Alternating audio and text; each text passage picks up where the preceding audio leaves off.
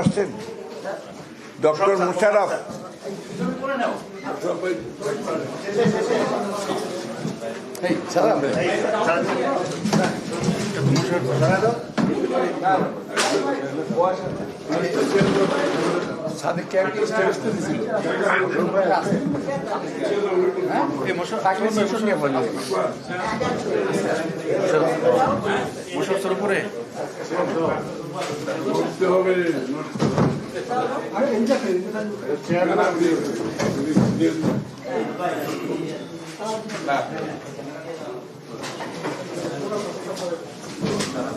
এই স্যার আসবে নাকি জিজ্ঞেস করো।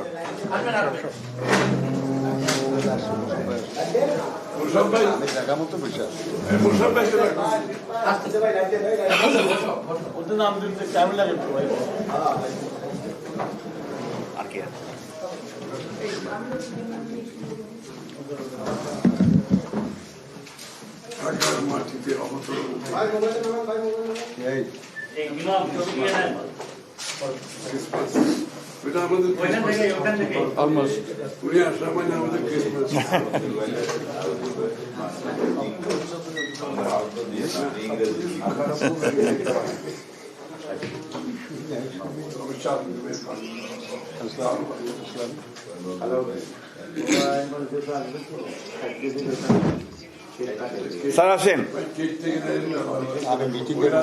আসেন।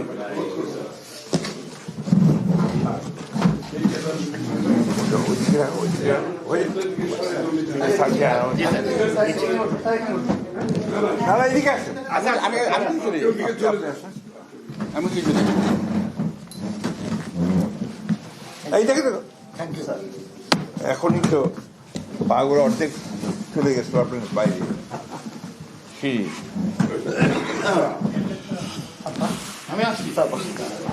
আসছেন সবাই না?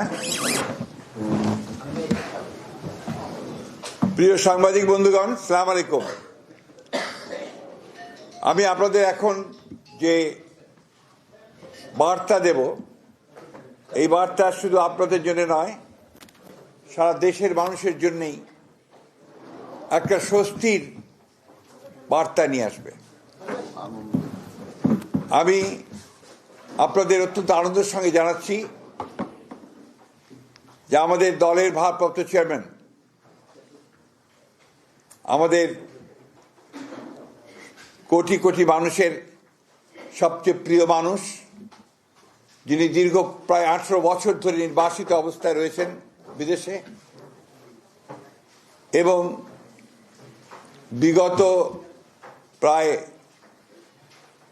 1 যুগ ধরে তিনি গণতান্ত্রিক আন্দোলনকে নেতৃত্ব দিয়েছেন এবং আমাদের দলকে নেতৃত্ব দিয়েছেন, এবং আমাদের যে গণতন্ত্রের উত্তরণের যে ছাত্র গণ অভ্যুত্থানে নেতৃত্ব দিয়ে আমাদেরকে সাফল্যের দ্বার প্রান্তে পৌঁছে দিয়েছেন। আমাদের সেই সংগ্রামী নেতা, এই দেশের গণমানুষের অত্যন্ত প্রিয় মানুষ জনাব তারেক রহমান, আমাদের দলের ভারপ্রাপ্ত চেয়ারম্যান, তিনি আগামী 25শে ডিসেম্বর, আমি আবার রিপিট করছি যে আগামী 25শে ডিসেম্বর তিনি ঢাকার মাটিতে আমাদের মাঝে এসে পৌঁছবেন। আমরা আমাদের দলের পক্ষ থেকে, সকলের পক্ষ থেকে আমরা তার এই আগমনকে শুধু স্বাগত নয়, আমরা আনন্দের সঙ্গে আমরা সমগ্র জাতিকে জানাতে চাইছি। এবং আজকে গণতন্ত্র উত্তরণের পথে যে সমস্ত বাধাগুলো সৃষ্টি হয়েছিল, আমরা মনে করি যে আমাদের ভারপ্রাপ্ত চেয়ারম্যান তারেক রহমান সাহেব দেশে এসে পৌঁছলে সেই সমস্ত বাধা দূর হয়ে যাবে। কারণ আপনারা জানেন যে একটা বৈঠক লন্ডনে যেটা আপনার সংগঠিত হয়েছিল, আমাদের ভারপ্রাপ্ত চেয়ারম্যান এবং বর্তমান যে প্রধান উপদেষ্টা, লন্ডনে যে সভাটি হয়েছিল, সেই সভায় সিদ্ধান্ত হয়েছিল যে ফেব্রুয়ারির মাসের মধ্যবর্তী সময় নির্বাচন অনুষ্ঠিত হবে। ফলে আমাদের নির্বাচন সম্পর্কে যতটুকু আপনার একটা শঙ্কা ছিল সেটা চলে গিয়েছিল।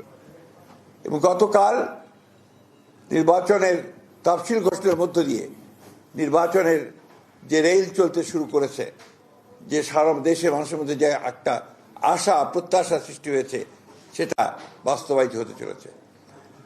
আমরা আবারও আপনাদের জানাতে চাই যে এই বিষয়টা আপনারা যথাযথ আপনার মূল্য দিয়ে আপনারা জাতির সামনে তুলে ধরবেন এবং একই সঙ্গে আমাদের ভারপ্রাপ্ত চেয়ারম্যানের আগমন যেন অত্যন্ত সুন্দর সুষ্ঠুভাবে হতে পারে সেই বিষয়ে আপনারা আমাদেরকে সহযোগিতা করবেন। আপনাদের সকলকে ধন্যবাদ। আরেকটি বিষয় আছে যেটা আমাদের আলোচনা হয়েছে স্ট্যান্ডিং কমিটিতে। আপনারা আজকে দুপুরে যে একটা গুলির বিদ্ধ হয়েছেন হাদি সাহেব, না ইনসাফ পার্টির ওসমান হাদি সাহেব, ইনকিলাব পার্টি, দুঃখিত, ইনকিলাব পার্টি যে মঞ্চ, ইনকিলাব পার্টির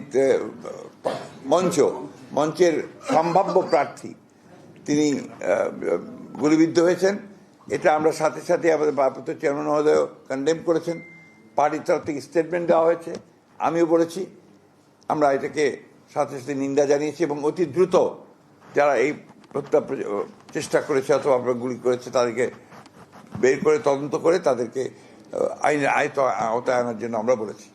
আমরা এই কথাও বলেছি যে ঘটনা থেকে প্রমাণিত হয় যে সমস্ত অপশক্তি এই দেশে নির্বাচনকে বানচাল করার জন্য, নির্বাচনটাকে যাতে না হয় তার সেই চেষ্টা করার জন্য যারা কাজ করছে তাদেরই একটা চক্রান্ত বলে আমরা এটাকে মনে করি। সেভাবে আমরা স্টেটমেন্টও দিয়েছি।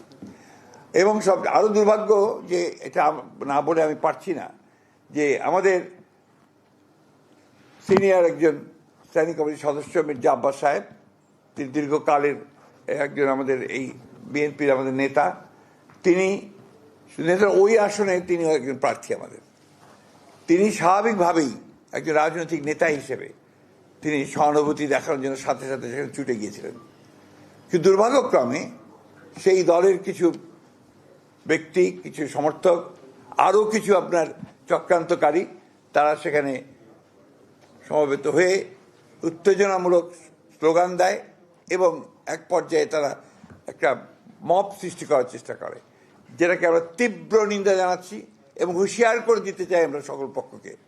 এই ধরনের আচরণ করতে গেলে বিএনপি বসে থাকবে না, বিএনপি তার জবাব সাথে সাথে দেবে।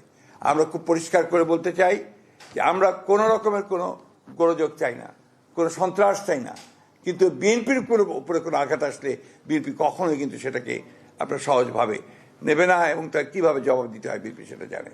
আমি তাই বলবো এই সমস্ত মব সৃষ্টি না করে, উত্তেজনা সৃষ্টি না করে, নির্বাচনের পরিবেশকে বিনষ্ট না করে সবাই যেন তাদের যেটাকে আমরা বলি যে ফিরে আসে, তাদের সম্বিত ফিরে আসে এবং নির্বাচনটা কিভাবে সুষ্ঠু হবে সেই কাজটা করার চেষ্টা করে। না হলে যেটা হবে সেটা হচ্ছে গণতন্ত্রের উত্তরের পথ ব্যাহত হবে, গণতন্ত্রের যাত্রা ব্যাহত হবে। আমি ওই জন্য অনুরোধ করব সংসদের সকল মহলকে যে তারা যেন এই বিষয়টাকে অত্যন্ত গুরুত্ব দেয় এবং কোনো রকম উত্তেজনা সৃষ্টি না করে আপনার তারা কাজ করে। ধন্যবাদ।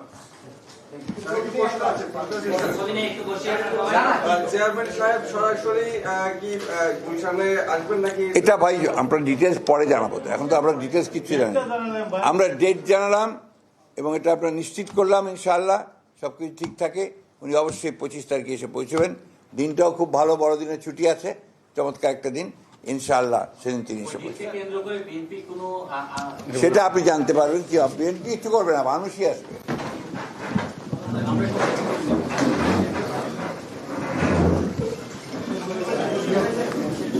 পড়ে যান স্যার, এই জায়গাটা একটু আপনি